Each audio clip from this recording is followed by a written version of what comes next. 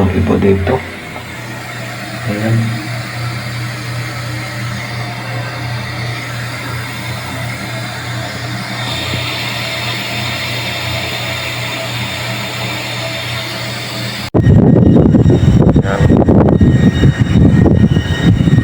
So ayun mga karakmek, nandito tayo sa rooftop. Hanapin natin yung outdoor unit ng ating connect doon sa baba, sa ito. Nandito pala tayo sa Olea. Pinapunta natin yung ating kasama na i-on o off yung unit. May umaandar na isa. Malaki yung unit eh, maaaring ito o yan yun.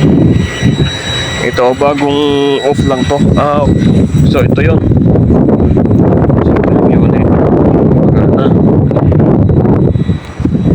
Tawagan natin.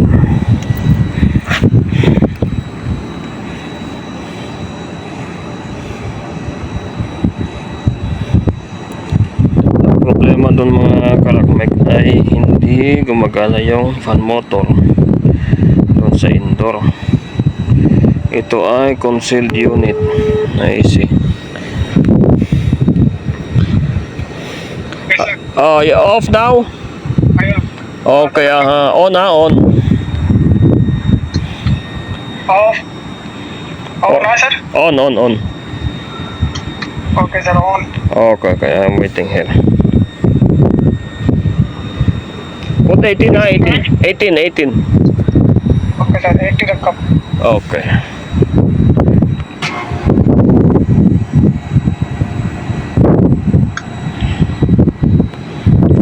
Stay down, stay down. Okay. Ba't umandar ito?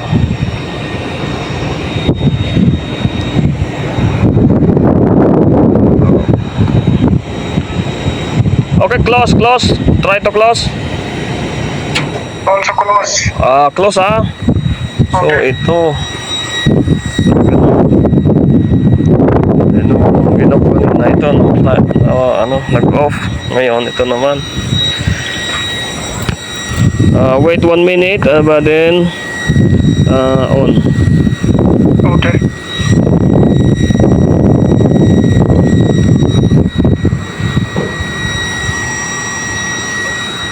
So ayun mga karakmek.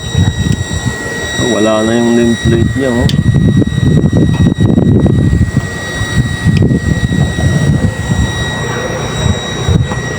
Pero may indication siya dito ng langis.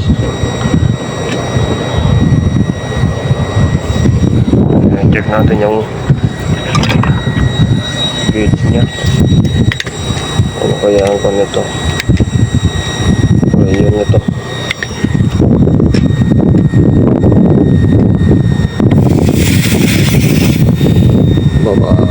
Artuto siguro. Walang nakalagay. Check natin dito sa kabila.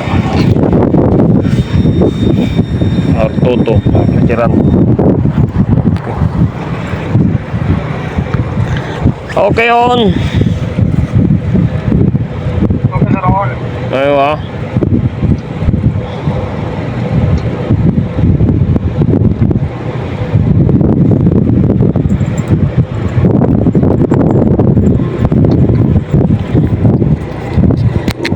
Natin Artuto.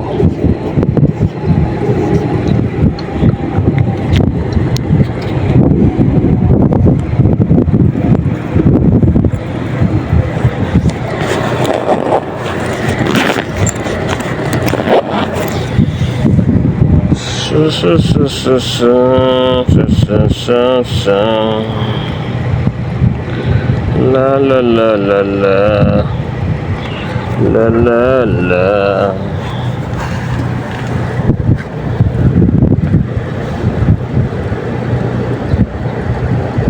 Sana ito yun yung unit natin. On 18 temperature.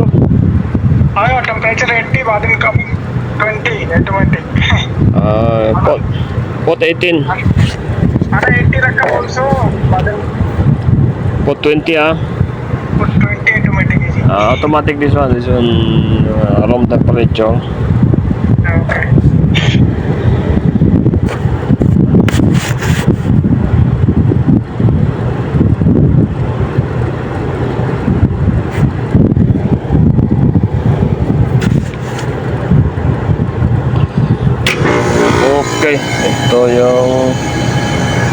So check natin lahat guys itong cooling fan mo. Parang takas dito sa kabila.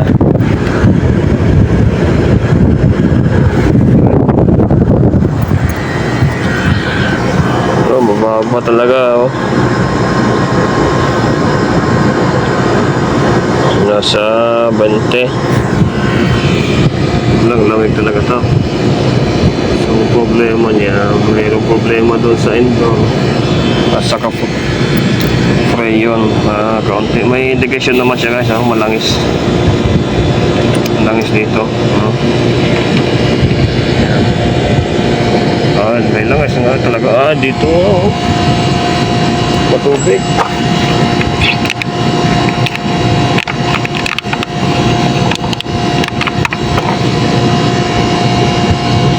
Ayun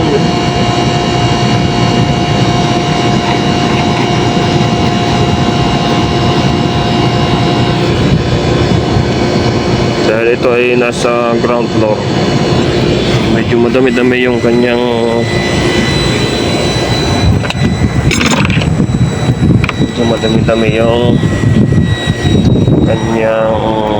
freon. So check natin kung ilan yung grams dito. 4 na kilo na mahigit ito. 4,300 grams. Ayan. So 4 gawin nating 6 para malayo yan eh. Ilang metro yan? Masyado naman ito.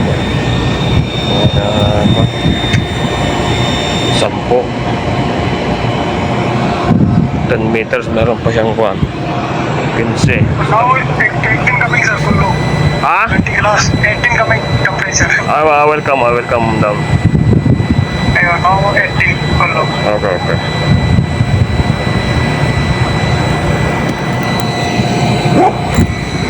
So ayun mga karakmek, yung gagawin natin ay pupunutin natin yung sa holding coil niya para hindi siya umandar. Ayan, dito na lang natin tanggalin. Madali. Yun. Lagyan natin ng tape baka dumikit sa iba.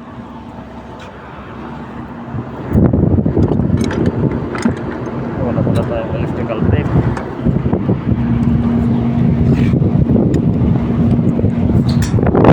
So ayan mga kalakmek, wala tayong electrical tape, masking tape meron tayo. So ito na lang muna. Ayan. Hindi naman wala namang power yan dahil doon sa kabilang linya yung. So dito natin, itikit natin dito para tayo ang makabalik, alam natin di yan nagkaling. So ayan, takpan natin ngayon. Okay naman yung mga motor, yung fan motor okay naman kasi ito.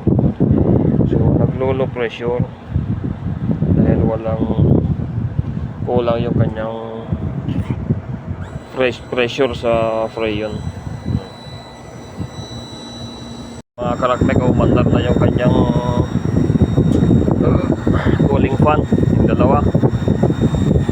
Yan. So hanggang dito na lang mga karakmek, tinanggal natin yung kanyang holding coil sa contactor para hindi gumana yung compressor dahil masisira yung compressor pag laging off and on dahil naglo-low pressure siya. So ang problema nito guys, yung fan motor dun sa indoor at saka kulang sa freon, may leaking. So pagdating natin dito, nakita natin na on off yung kanyang compressor. So ang ating recommendation ay rectify leaking at saka replace ng fan motor o repair ng fan motor doon sa indoor kung mare-repair pa, kung hindi naman bibili ng bago.